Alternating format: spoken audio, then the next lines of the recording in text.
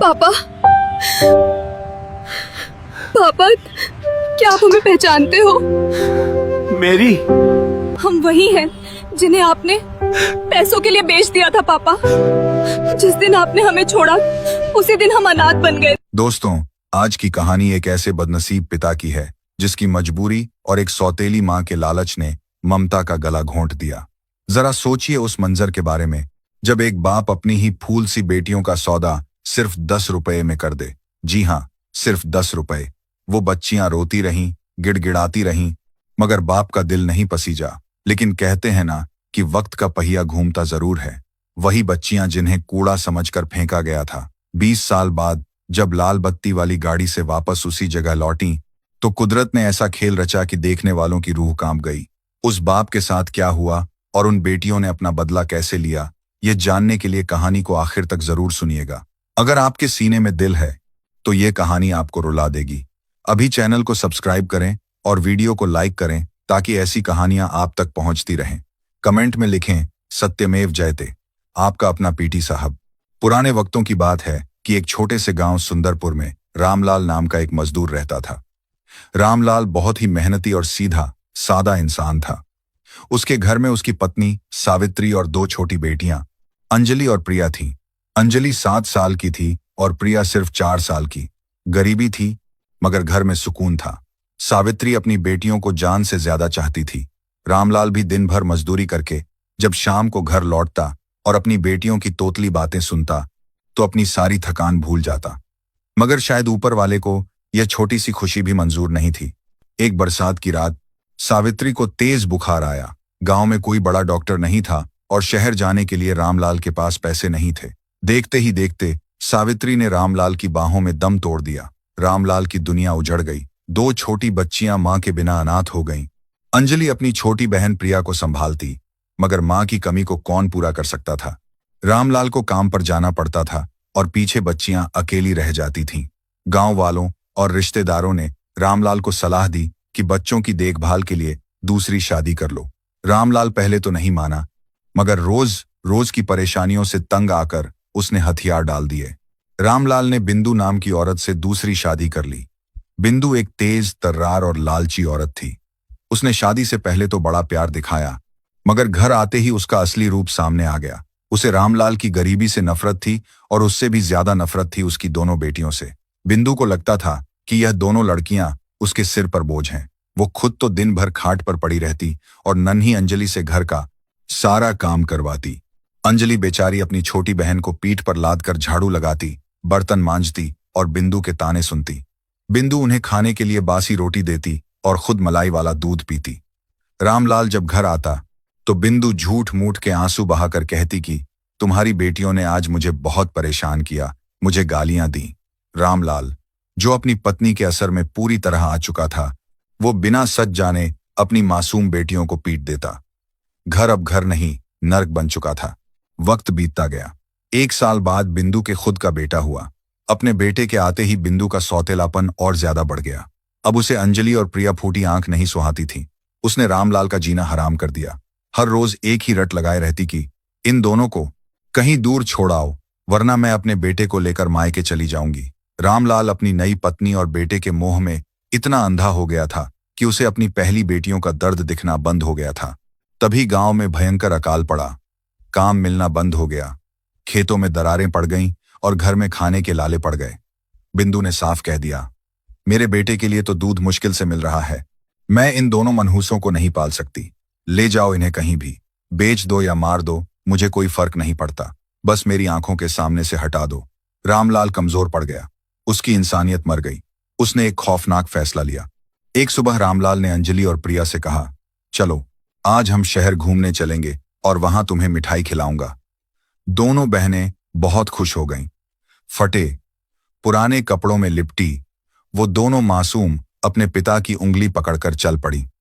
उन्हें क्या पता था कि जिस उंगली को वो थामे हैं वही उन्हें खाई में धक्का देने वाली है। रामलाल उन्हें लेकर पास के कस्बे के रेलवे स्टेशन पर पहुंचा। स्टेशन पर बहुत भीड़ थी। लोग आ जा रहे थे। रामलाल एक कोने में खड़ा होकर किसी का इंतजार करने लगा। थोड़ी देर बाद वहां एक अमीर सा दिखने वाला सेठ आया। उसका नाम सेठ गिरधारी था। गिरधारी देखने में शरीफ लगता था, मगर असल में वो छोटे बच्चों को खरीदकर उनसे होटलों में बर्तन मंजवाने और कारखानों में काम करवाने का धंधा करता था। रामलाल ने दबी जुबान में सेठ से बात की। सेठ ने दोनों बच्चियों को ऊपर से नीचे तक देखा, जैसे कोई जानवर को खरीद रहा हो। सेठ ने अपनी जेब से एक 10 का नोट निकाला और रामलाल के हाथ पर रख दिया। 10 रुपए। उस जमाने में 10 रुपए की कीमत थी, मगर क्या इतनी कीमत थी कि एक बाप अपनी जिगर के टुकड़ों को बेच दे। रामलाल ने कांपते हाथों से वो नोट लिया। उसकी अंतरात्मा ने उसे धिक्कारा, मगर बिंदु का डर और गरीबी की मार ने उसे पत्थर बना दिया। रामलाल ने अंजलि से कहा, बेटी तुम दोनों सेठ जी के साथ जाओ, ये तुम्हें मिठाई खिलाएंगे, मैं अभी आता हूं। अंजलि बड़ी थी, वो कुछ कुछ समझ रही थी। उसकी छठी इंद्री ने उसे खतरे का इशारा किया। उसने कसकर अपने पिता का हाथ पकड़ लिया। नहीं बाबा, हमें आपके साथ रहना है, हमें मिठाई नहीं खानी, हमें घर ले चलो। प्रिया भी रोने लगी, मगर रामलाल ने झटके से अपना हाथ छुड़ाया और वहां से भागने लगा। अंजलि चिल्लाई, बाबा बाबा मत जाओ। सेठ के आदमियों ने दोनों बहनों को पकड़ लिया। ट्रेन की सीटी बजी और छुक छुक करती गाड़ी स्टेशन से निकल पड़ी। रामलाल एक खंभे के पीछे छिपकर रो रहा था। उसने अपनी बेटियों की आखिरी चीख सुनी थी, बाबा हमें मत बेचो। वो आवाज उसके कानों में पिघले हुए शीशे की तरह उतर गई। सेठ गिरधारी दोनों बहनों को लेकर बड़े शहर आ गया। उसने उन्हें एक गंदे से कमरे में बंद कर दिया, जहां और भी कई बच्चे थे। सेठ ने उनसे कहा कि अब यही तुम्हारा घर है, यहां काम करोगे तो खाना मिलेगा, वरना भूखे मर जाओगे। अंजलि ने अपनी छोटी बहन प्रिया को गले से लगा लिया और कसम खाई कि वो अपनी बहन को कुछ नहीं होने देगी। अगले दिन से उनकी जिंदगी एक मशीन की तरह हो गई। सुबह 4 बजे उठकर कारखाने में काम करना, दिन भर धुएं और धूल में रहना, खाने के नाम पर सूखी रोटी और पीने को गंदा पानी। अंजलि चुपचाप सब सहती रही, मगर उसने हार नहीं मानी। कारखाने के पास ही एक पुराना स्कूल था। शाम को जब वो कचरा फेंकने जाती तो खिड़की से बच्चों को पढ़ते हुए देखती। उसके मन में पढ़ाई की एक चिंगारी सुलगने लगी। एक रात जब सब सो रहे थे, अंजलि ने प्रिया को जगाया। प्रिया उठो, हमें यहां से भागना होगा, अगर हम यहां रहे तो यहीं मर जाएंगे। प्रिया डरी हुई थी, मगर उसे अपनी दीदी पर भरोसा था। दोनों बहनें खिड़की की टूटी हुई जाली से निकलकर भागीं। वो रात भर दौड़ती रहीं। शहर की अनजान सड़कों पर, अंधेरी गलियों में वो भागती रहीं। सुबह होते होते वो एक बड़े मंदिर के पास पहुंची। वहां एक बहुत ही नेक दिल मास्टर जी रहते थे, जो रिटायर्ड टीचर थे। वो रोज सुबह मंदिर में कबूतरों को दाना डालने आते थे। उनकी नजर इन 2 डरी हुई बच्चियों पर पड़ी। उनकी हालत देखकर मास्टर जी समझ गए कि ये किसी मुसीबत की मारी हैं। उन्होंने प्यार से उन्हें पास बुलाया और खाना खिलाया। अंजलि ने रोते रोते अपनी सारी कहानी बता दी। 10 रुपए में बिकने वाली बात सुनकर मास्टर जी की आंखों में आंसू आ गए। मास्टर जी ने फैसला किया कि वो इन बच्चियों को सहारा देंगे। वो उन्हें अपने घर ले आए। उनकी अपनी कोई औलाद नहीं थी। उन्होंने अंजलि और प्रिया को अपनी बेटियां बना लिया। उन्होंने कहा, बेटा तुम्हारे बाप ने तुम्हें 10 रुपए में बेचा था ना, अब तुम अपनी कीमत इतनी बढ़ाना कि पूरी दुनिया तुम्हें सलाम करे। उस दिन से दोनों बहनों की नई जिंदगी शुरू हुई। अंजलि और प्रिया ने दिन रात एक कर दिया। वो अपना बचपन भूल गईं। उनके दिमाग में बस एक ही जुनून था, कुछ बनकर दिखाना है। वो स्ट्रीट लाइट के नीचे भी पढ़ती और घर के काम भी करती। अंजलि पढ़ाई में बहुत होशियार निकली और प्रिया खेलकूद और पुलिस की ट्रेनिंग में। साल गुजरते गए। गरीबी और अपमान की आग में तपकर वो दोनों कुंदन बन गईं। 20 साल बीत गए। वो छोटा सा गांव अब भी वैसा ही था। वही धूल भरी सड़कें, वही गरीबी। रामलाल अब बूढ़ा हो चुका था। उसकी दूसरी पत्नी बिंदु उसे छोड़कर भाग चुकी थी। उसका बेटा, जिसे उसने सर पर चढ़ाया था, वो शराबी निकल गया और उसने रामलाल को घर से निकाल दिया था। रामलाल अब उसी रेलवे स्टेशन के बाहर भीख मांगता था जहां उसने अपनी बेटियों को बेचा था। उसके हाथ में एक कटोरा था और आंखों में मोतियाबिंद। वो आने जाने वालों से 1-1 रुपए की भीख मांगता। हर रोज उसे अपनी बेटियों की याद आती और वो खून के आंसू रोता। वो सोचता, काश उस दिन मैं मर गया होता, मगर वो पाप न करता। एक दिन खबर आई कि गांव के पास वाली बड़ी नदी पर एक बहुत बड़ा पुल बना है और उसका उद्घाटन करने के लिए शहर से बड़ी कलेक्टर साहब और पुलिस कप्तान आ रही हैं। पूरे गांव में हलचल थी। लोग कह रहे थे कि कलेक्टर मैडम बहुत सख्त हैं और गरीबों की मसीहा हैं। स्टेशन के पास ही उद्घाटन का मंच बनाया गया था। लाल बत्ती वाली गाड़ियों का काफिला सायरन बजाते हुए गांव में दाखिल हुआ। धूल का गुबार उड़ा। सबसे आगे पुलिस की जीप थी और उसके पीछे कलेक्टर की चमचमाती गाड़ी। रामलाल भी भीड़ के पीछे खड़ा होकर यह तमाशा देख रहा था। उसे लगा शायद कोई बड़ा आदमी उसे कुछ भीख दे दे। गाड़ियां रुकी, पुलिस वाले दौड़कर आए और भीड़ को पीछे हटाने लगे। हटो हटो साहब, लोग आए हैं। जीप से एक रौबदार पुलिस अफसर उतरी। वर्दी पर सितारे चमक रहे थे, कमर पर पिस्तौल थी। वो प्रिया थी। अब वो आईपीएस ऑफिसर बन चुकी थी। उसके पीछे कलेक्टर की गाड़ी का दरवाजा खुला और एक बहुत ही सौम्य और प्रभावशाली महिला बाहर निकली। वो अंजलि थी। अब वो जिले की कलेक्टर थी। दोनों बहनें मंच की तरफ बढ़ रही थीं कि अचानक अंजलि की नजर भीड़ के कोने में खड़े एक बूढ़े भिखारी पर पड़ी। वो भिखारी बहुत ही दयनीय हालत में था। उसके कपड़े फटे हुए थे और वो कांप रहा था। अंजलि के कदम रुक गए। कुछ तो था उस चेहरे में जो उसे 20 साल पीछे ले गया। वो चेहरा झुर्रियों से भरा था, मगर वो आंखें अंजलि कभी नहीं भूल सकती थी। कलेक्टर मैडम को रुका देखकर सब हैरान हो गए। प्रिया ने पूछा, दीदी क्या हुआ? अंजलि ने इशारे से उस भिखारी को पास बुलाने को कहा। पुलिस वाले ने डंडा दिखाकर भिखारी को बुलाया। ए बुढ़े, इधर आ, मैडम बुला रही हैं। रामलाल कांपते हुए आगे बढ़ा। उसे लगा शायद उसने कोई गलती कर दी है और अब उसे सजा मिलेगी। रामलाल ने हाथ जोड़कर कहा, मई बाप, मुझे माफ कर दो। मैं तो बस भीख मांग रहा था। मैं अंधा हूं, मुझे कुछ नहीं दिखता। अंजलि और प्रिया उसके बिल्कुल करीब खड़ी थीं। अंजलि ने अपनी पर्स से एक सिक्का निकाला, 10 रुपए का सिक्का, और रामलाल के कटोरे में डाल दिया। खन्नू की आवाज हुई। अंजलि ने भारी आवाज में पूछा, बाबा क्या तुम इस 10 रुपए के सिक्के को पहचानते हो? रामलाल ने कांपते हुए सर उठाया। वो आवाज, वो जानी पहचानी आवाज। उसके दिल की धड़कन रुकने लगी।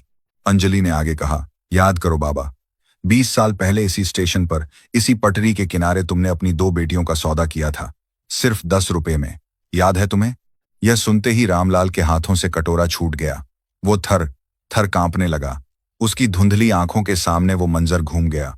उसने गौर से उन दोनों अफसरों को देखा। वो चमक, वो वर्दी, वो रुतबा, क्या ये वही अंजलि और प्रिया हैं? रामलाल के मुंह से बस इतना निकला, अंजू, प्रिया, बेटियां। प्रिया ने गुस्से से कहा, खामोश, हमें बेटी मत कहना।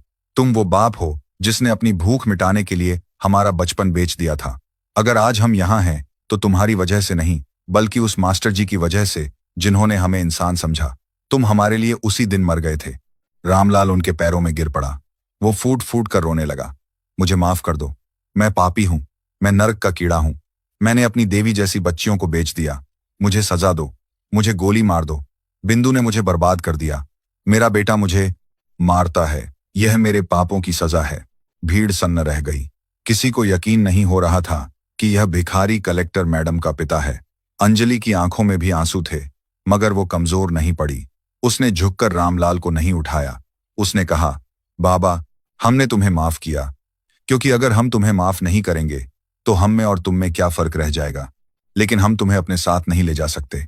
तुमने उस दिन 10 रुपए के लिए रिश्ता तोड़ दिया था। आज तुम भीख मांग रहे हो और हम देने वाले बनकर आए हैं। यह 10 रुपए का सिक्का रख लो।